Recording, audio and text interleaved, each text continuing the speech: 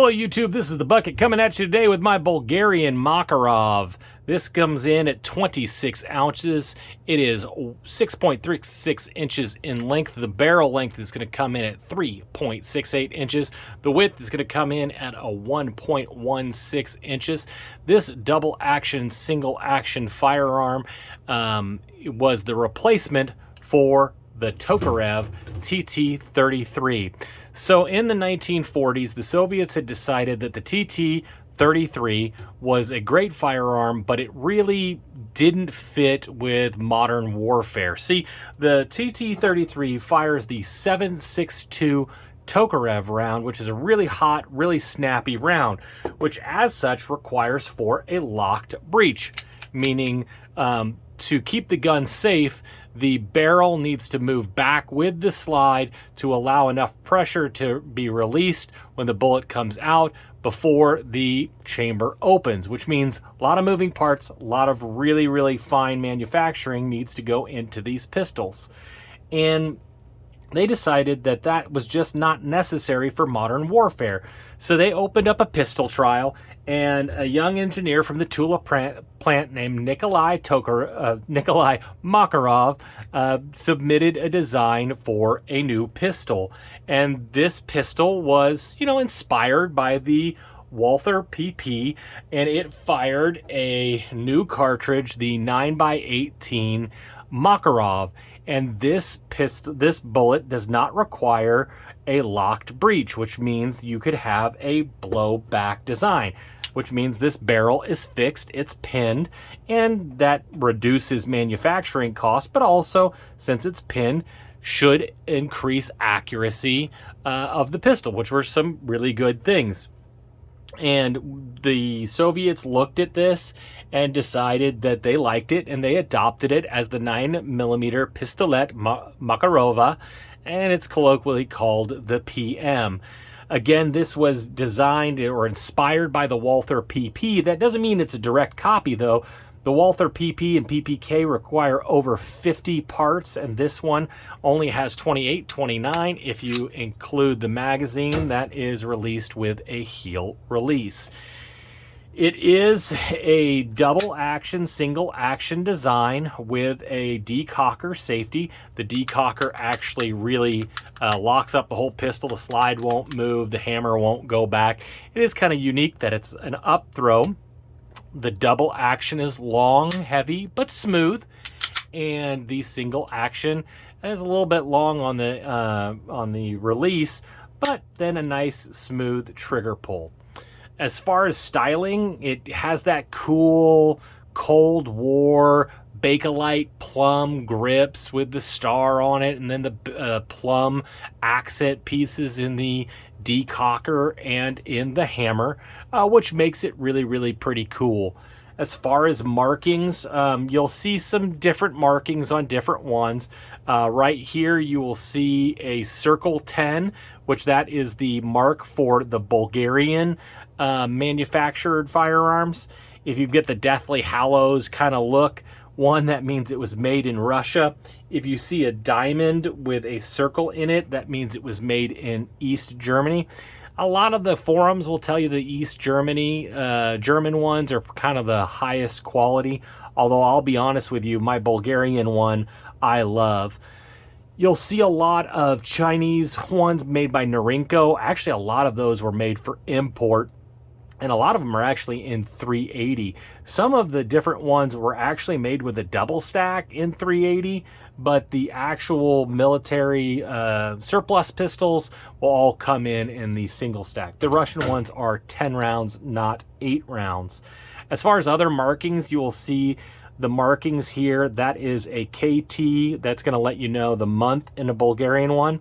This one says 22. That means it was made in 1982. I've got that chart up for you. I was kind of interested because the 4-digit code is about where it went to. It's not about the year it was manufactured, but since mine said 1943, I was like, man, this is a World War II gun.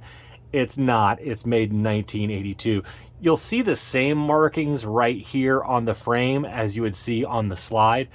As far as manufacturing goes, there's nothing on the right side. Now, It was stamped PW Arms, Redmond, Virginia, Arsenal, Bulgaria, Makarov 9x18mm, and then the serial code that they have to put on it when it comes into the United States. These kind of true initial military surplus pistols that came in will have normal sights on them. They are military sights, so they're nothing to write home about. But now, if you pick up a Makarov now, they'll almost all have the sporting sight.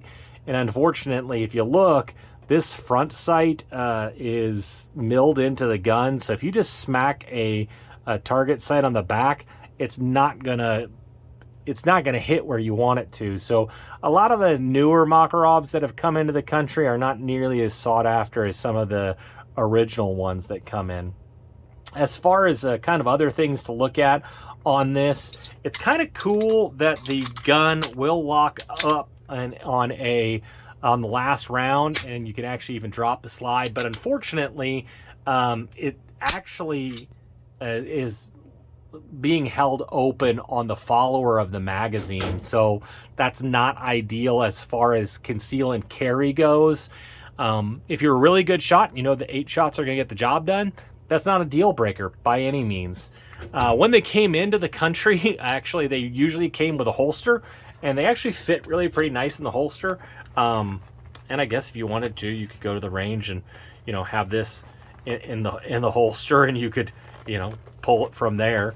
You know, I always think they're kind of cool when they come like this. That being said, they always end up getting put into a plastic tote and then never get used again.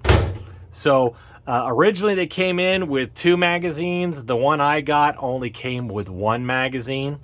And actually there's some cool aftermarket stuff that come with it.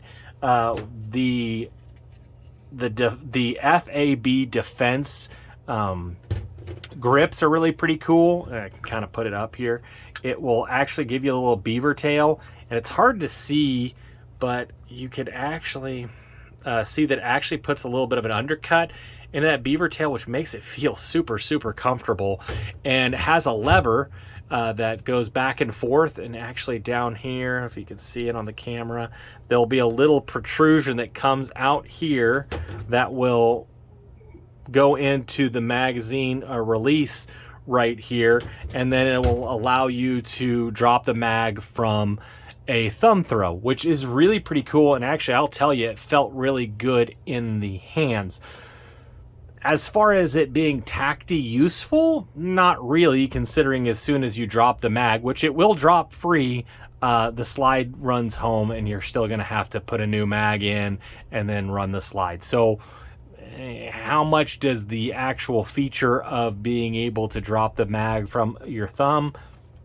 I don't know. I thought it felt really cool. I didn't like the looks of it because I love the way it looks with these cool Bakelite grips. Actually, when I was at the gun store, I was going to walk away, and I said, I just wish I had the Bakelite grips. And the guy said, I actually have the Bakelite grips. So I was like, oh, awesome, then I'll buy it. So let me know if you'd like to see some me end up buying another set of these grips to install them. I'll tell you, once you get them on, they're pretty cool, but getting them off is pretty hard. So let me know if you want to know more about the FAB Defense grips. So I'm excited to take this to the range to show you guys how it runs, and for me to learn, because I'll be honest, I've been a gun guy for a while now, and I have never fired a 9x18 Makarov round. So I'm excited to see how they shoot. Again, all the likes, all the comments are really, really appreciated. Shares are great as well. The channel's growing slowly but surely, but it's growing, and it's all because of what you guys are doing at home. So as always, you stay classy, YouTube. Little baby bucket, do you want to live in California? No. Why? Because I'm not a compliment.